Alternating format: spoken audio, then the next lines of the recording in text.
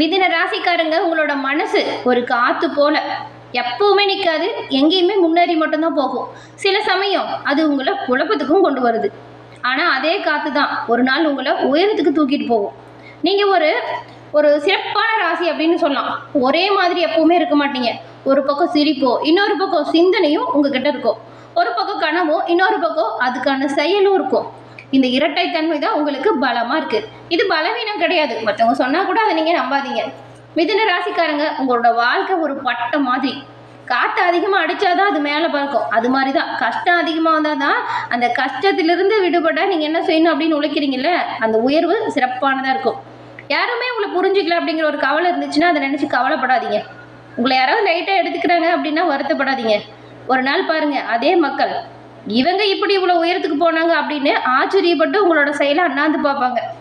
அதுக்காக நீங்கள் என்ன செய்யணும் அப்படின்னு பார்த்தா, மற்றவங்களை நம்புறதை விட்டுட்டு உங்களோட உள்ளுணர்வை நம்புங்க.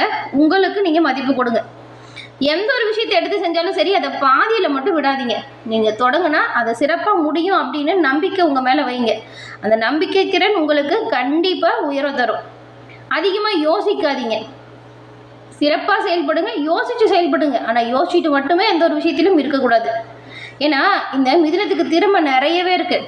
அது வெளியில் வர காத்துட்டு இருக்குன்னு வச்சுக்கோங்களேன். அப்படி வெளிக்காட்டக்கூடிய திறமையை யாராலையுமே தடுக்க முடியாது, உங்களை தவிர. அதனால் நீங்கள் தான் திறமைக்கு தீனி போடணும். ஞாபகத்தில் வச்சுக்கோங்க மிதுன ராசிக்காரங்க, எந்த ஒரு விஷயத்திலுமே தோல்வி அடைய மாட்டீங்க. உங்களோட செயல் வெற்றி பெறக்கூடிய வரைக்கும் நீங்கள் முயற்சி செஞ்சுட்டே இருங்க. வெற்றி தானாக வரும். இது உங்கள் நேரம். உங்கள் கதை இன்னும் ஆரம்பிக்கல. இருக்கிற பிரச்சனையை நினச்சி குழம்பிட்டு உட்காந்துட்டு இருக்காதீங்க. பெரிய வெற்றிக்காக ஒரு முயற்சி அடி எடுத்து வைங்க. முன்னேற்றத்தை தானாக பெறுவீங்க. இந்த மிதுன ராசிக்காரங்களை பொறுத்த வரைக்கும் இந்த மாதம் கிரக சூழல் எப்படி அமைஞ்சிருக்கு, இந்த சூழல் உங்கள் வாழ்க்கையில் என்ன மாதிரியான தாக்கத்தை ஏற்படுத்த போகுது, இந்த மாதம் கிரக சூழல் நல்லதா கெட்டதா, சாதகமா பாதகமா அப்படிங்கிற ஒரு முழுமையான தகவலையும் வாங்க நாம் இப்போ விரிவாக பார்க்கலாம். இந்த பதிவை நீங்கள் பயன்பெறக்கூடிய வகையில் இருக்கும். ஸ்கிப் பண்ணாமல் முழுமையாக பாருங்கள். நீங்கள் இப்போ தான் ஃபர்ஸ்ட் டைம் நம்ம சேனலை பார்க்குறீங்க அப்படின்னா மறக்காமல் சேனலை சப்ஸ்கிரைப் பண்ணி வச்சுக்கோங்க. மிதுன ராசிக்காரங்களுக்கு இந்த ஜூலை மாதம் 2026 ரொம்பவுமே பல முக்கிய கிரக பயிற்சிகளும் முக்கிய கிரக சேர்க்கைகளும் நடக்க போகுது. அந்த சேர்க்கை உங்களுக்கு வரக்கூடிய பலன்களை உருவாக்குதுன்னு வச்சுக்கோங்களேன். இந்த மிதுன ராசிக்காரங்க புதன் பகவான ராசி அதிபதியாக கொண்டவங்க. புதன் கிழமையில் விநாயகர் வழிபாடை தொடர்ந்து செய்யுங்க. நிச்சயம் நன்மை வரும். கண்டிப்பாக எல்லோரோட வீட்டு பக்கத்துலையுமே விநாயகர் பெருமாள் கோயில் இருக்கும்.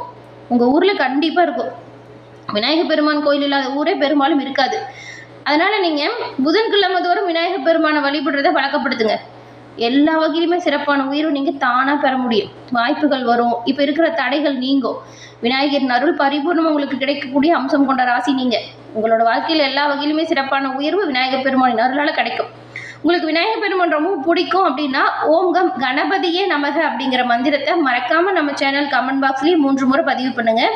இறைவனோட அருளால் உங்கள் வாழ்க்கையில் எல்லா வகையிலுமே சிறப்புகள் பெற்று நலமுடன் வாழ வாழ்த்துக்களையும் உங்களுக்காக இறைவன் கிட்ட பாருங்கள் நாங்கள் பிரார்த்தனையும் செஞ்சுக்கிறோம். அதே போல் உங்களுடைய ஜனனகால ஜாதக அமைப்பால் இருக்கக்கூடிய பிரச்சனைக்கு நிரந்தர தீர்வு பெற முடியும். அது எப்படின்னா டிஸ்கிரிப்ஷனில் பாருங்கள், ஜோதிடரோட நம்பர் கொடுத்துருக்கோம். அந்த நம்பருக்கு நீங்கள் எங்கே இருந்தாலும் சரி ஃபோன் பண்ணாலே போதும். எளிய முறையில் ஜாதக அமைப்பால் உங்கள் வாழ்க்கையில் சிறப்பான உயர்வையும் நன்மையும் பெறலாம். இந்த ஒரு வாய்ப்பை தவற விடாமல் பயன்படுத்திக்கோங்க. நன்மை எல்லா வகையிலுமே உங்களை வந்து சேரும். இந்த மாதத்தில் பாருங்களேன், குறிப்பாக கடகத்தில் சுக்கிரனும் குரு பகவானோட சேர்க்கையும் அற்புதமான பலனை தரக்கூடிய வகையில் அமைஞ்சிருக்கு. அதே போல் இந்த மாதம் புதன் வக்ர பயிற்சியும் மாத பிற்பகுதியில் வக்ர நிவர்த்தியும் அடைய போகிறாரு. சூரியன் கடக ராசியில் நுழையும் போது உங்களுக்கு சில மாற்றங்கள் உண்டாகும். இந்த கிரக அமைப்புகளை பார்க்கும் பொழுது 12 ராசிகளுக்குமே மாற்றம் ஏற்றம் அப்படின்னு எல்லாமே கலந்து கிடைக்கும். அந்த வகையில் மிதுனத்துக்கு இந்த மாதத்தில் இருக்கக்கூடிய கிரக சேர்க்கை எப்படி அமைஞ்சிருக்கு, இதனால் என்ன மாதிரியான மாற்றம் வந்திருக்கு அப்படிங்கிறது இப்போ விரிவாக பார்க்கலாம் வாங்க. இந்த மாதத்தில் சுக்கிரன் புதன் சூரியன் பயிற்சி, அதுக்கப்புறம் சனி வக்ர பயிற்சி, இந்த மாதிரி சில பயிற்சிகள் நடக்க போகுது. மாத தொடக்கத்தில் குரு பகவான் சுக்கிரனோடு சேர்த்து கஜலட்சுமி யோகத்தை தராரு. இந்த மாதம் வக்ர நிலையில் மிதுனத்தில் அதுவும் நுழையிறாங்க. மாத பிற்பகுதியில் மிதுன ராசியில் வக்ர நிவர்த்தி அடைகிறாங்க. மாத நடுவில் சூரியன் கடக ராசிக்கு நுழையிறாரு. இந்த அனைத்து கிரக அமைப்புகளை பார்க்கும் பொழுது உங்களுக்கு கிடைக்கக்கூடிய பலன்கள் அப்படின்னு பார்த்தா, இந்த மிதுன ராசிக்கு இந்த மாதம் நிதி விஷயங்களில் பலன்கள் அப்படிங்கிறது கொஞ்சம் கலவையாதங்க இருக்கு. கவனமாக நீங்கள் செயல்பட தொடங்கணும். எடுத்துமா கௌத்துமான்னு சொல்லிட்டு அவசரப்பட்டு எந்த ஒரு விஷயத்திலையும் செயல்படாதீங்க. பொறுமையாக நிதானமாக எந்த ஒரு விஷயத்தையும் செய்ய பாருங்க. மாதத்தோட முதல்ல வருமானம் கணிசமான உயர்வை தருது. அதனால் நீங்கள் என்ன பண்ணலாம் அப்படின்னா, எந்த ஒரு விஷயமா இருந்தாலும் பணம் சம்மந்தப்பட்ட விஷயமா இருந்தால் இந்த மாதம் முதல்லையே பண்ணிவிடுங்க. இப்போ தொழில் வியாபார விரிவாக்கம், தொழிலில் ஏதாவது முயற்சிகள் செய்கிறீங்க, பண விஷயத்தில் பெரிய அளவில் முதலீடு பண்ணுறீங்க அப்படின்னா இந்த மாதம் முதல்லையே நீங்கள் அதெல்லாம் பண்ணுறது நல்லது. வருமானம் அதிகரிக்கக்கூடிய காலகட்டம் நீங்கள் தொழில் விருத்திக்கான காலகட்டமாக பயன்படுத்திக்கணும். அதே போல் லாபகரமான ஒப்பந்தத்தில் ஈடுபடுங்க. தேவைப்படக்கூடிய நேரத்தில் உங்கள் குடும்பம் உங்களுக்கு பக்கபலமாக இருக்கும். லாபகரமான ஒப்பந்தங்கள் எல்லாம் சரியாக இருக்குது அப்படின்னு பார்த்து பண்ணுங்கள். அதே போல் எந்த ஒரு விஷயம் வந்தாலும் சரிங்க, குடும்பத்தில் இருக்கிறவங்ககிட்ட கலந்து ஆலோசனை பண்ணி முடிவு பண்ணுறது நல்லது. ஏன்னா அவங்க ஆதரவு உங்களுக்கு இந்த சமயத்தில் சிறப்பான உயர்வை ஏற்படுத்தக்கூடிய வகையில் அமைஞ்சிருக்கு. அதனால தான் இப்படி இருக்கும்போது மாதத்தோட 2ஆம் பாதி நிதி நிலைமையில் கொஞ்சம் கவனமாக இருக்கணும். ஏன்னா நிதி நிலைமை சார்ந்த கவலை படிப்படியாக அவங்கள ஆட்கொள்ளும். அதனால தான் எது வந்தாலும் இந்த முதல் வாரத்துலேயே எந்த ஒரு விஷயத்தையும் பண்ணுங்க அப்படின்னு சொல்கிறோம். உங்களோட சிறந்த முயற்சிகள் இருந்துச்சுன்னா செலவுகளை கட்டுப்படுத்துங்க. அது தப்பு கிடையாது. இது பண ரீதியாக ஏற்படுற பிரச்சனைக்கு ஒரு தீர்வாக நீங்கள் எடுத்துக்கலாம். நிதிகளில் கவனமாக இருக்கணும். முதல் வாரம் சிறப்பான உயர்வு இருக்குது. அதுக்கப்புறம்லாம் ரொம்பவுமே கவனமாக தான் இருக்கணும். நிதி நிலைமையில் கவலை வரக்கூடாது அப்படின்னா நீங்கள் பண விஷயத்தில் எச்சரிக்கையாக இருக்கணும். செலவு பண்ணும்போது அந்த செலவு முடிஞ்ச அளவுக்கு கட்டுப்பாட்டுக்குள்ளே வச்சுக்கோங்க. அதுக்கப்புறம் புதுசாக முதலீடு ஏதாவது பண்ணுறதா இருந்தால் தவிர்த்திடுங்க. முதல் வாரம் பண்ணுங்கள், அதுக்கப்புறம் தவிர்த்திடுங்க. தேவைன்னா மட்டும் எந்த ஒரு விஷயத்துலையுமே முதலீடு செய்யுங்க. அதுவும் எல்லாம் சரியாக இருக்குது அப்படின்னு பார்த்துட்டு அந்த முதலீட்டில் முன்னோடி யார் இருக்காங்களோ அவங்ககிட்ட கலந்து ஆலோசனை பண்ணிட்டு பண்ணுங்க. எந்த ஒரு விஷயத்தையுமே அவசரப்பட்டு பண்ணிடக்கூடாது. நிதி பரிவர்த்தனை தொடர்பாக உறவினர், நண்பர், குடும்பத்தில் இருக்கிறவங்க கூட தகராறு வரலாம். பெரும்பாலும் நீங்கள் நீதி நேர்மைக்கு உட்பட்டு அந்த ஒரு விஷயத்தையும் செய்யுங்க. நிதி இழப்புகளை சந்திக்காமல் இருக்கணும் அப்படின்னா நீங்கள் பண விஷயத்தில் ரொம்பவுமே கவனமாக எச்சரிக்கையாக செயல்படணும். தொழில் மற்றும் வேலையை பொறுத்த வரைக்கும் கர்ம இடத்துல சனி பயிற்சி காரணமாக வேலை பார்க்குற அலுவலகத்தில் உங்களுக்கான பணிகள் கொஞ்சம் காலதாமதமாகலாம். அதனால் உங்களுக்கு கொடுக்கப்பட்ட வேலையை சிறப்பான நேரத்தில் நீங்கள் செஞ்சு முடிக்கிறது நல்லது. அதே போல் தொழில் இடத்துலையுமே உங்களுக்கு குரு பகவான் உச்ச நிலையில் இருக்கிறதுனால உங்களுக்கான காலம் இது. தொழில் வியாபாரத்தில் சிறப்பான உயர்வு பெறலாம். வச்சிருக்கிற பொருட்களை தரமாக வச்சுக்கோங்க. வாடிக்கையாளர்கள்ட்ட கொஞ்சம் கனிவாக பேசுங்க. அவசரப்பட்டு வார்த்தைகளை பிரயோகம் செஞ்சிடாதீங்க. கவனமாக இருக்கிறது நல்லது.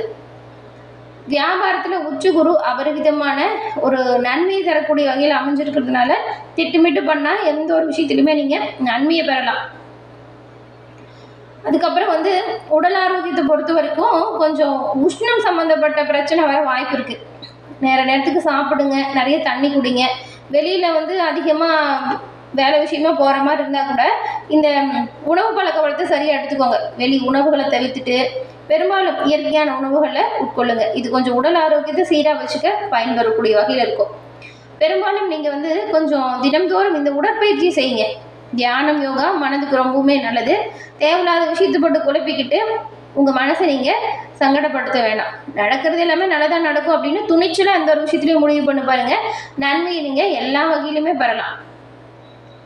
உச்ச குரு மூலம் உங்களுக்கு வரக்கூடிய நிதி லாபங்கள் ரொம்பவுமே சிறப்பானதாக வரணும் அப்படின்னு நினச்சிங்கன்னா நீங்கள் வியாழக்கிழமையில் தட்சிணாமூர்த்தி சோஸ்திரம் படிக்கிறது சிறப்பான உயர்வையும் நல்ல ஒரு லாபத்தையும் தரும்.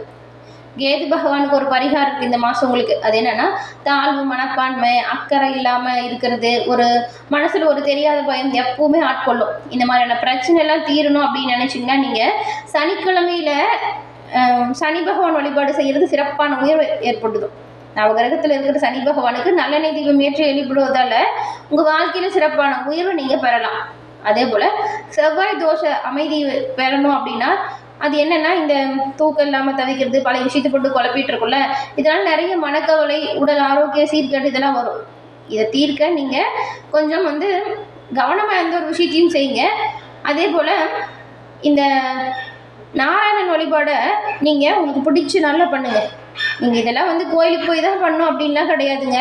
நீங்கள் உங்களுக்கு வீட்லேயே காலையில் எழுந்திரிச்சு குளிச்சு முடிச்சுட்டு வீட்டு பூஜை அறையில் தீபம் ஏற்றி இஷ்ட தெய்வத்தையும் குல தெய்வத்தையும் மனசார நினச்சி பிரார்த்தனை பண்ணிவிட்டு உங்களுடைய அன்றாட பணிகளை தொடர்ந்து நீங்கள் செஞ்சுட்டு வாங்க.